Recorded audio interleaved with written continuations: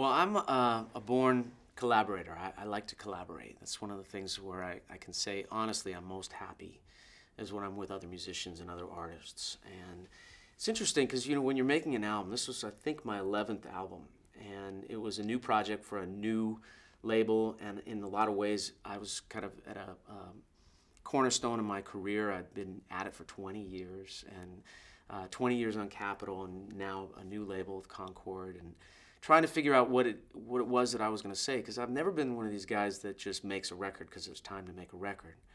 And I had been noticing a lot of change in my own life, both personally and professionally, and also just being a kind of sensitive person. These are such strange times, so much frequency and velocity of change.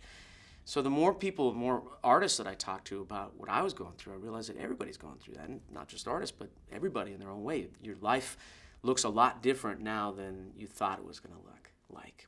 And in going into the studio with my two producers, Marcus Miller and John Burke, we thought of these people to come and help us realize this vision of Hello Tomorrow, which is kind of like embracing the future and embracing all these changes.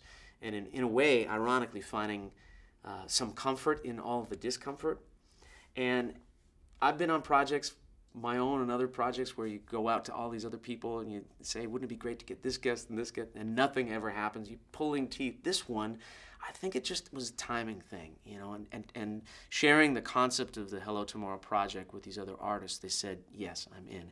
And it was painless, so we got Boney James, and we got Jonathan Butler and Sheila E. and Herb Alpert to recreate his trumpet on This Guy's in Love with You, and Keb Mo, and Marcus Miller brought these world-class, cream-of-the-crop musicians into the project. So this was one where I could sit back and say, phew, it's just easy.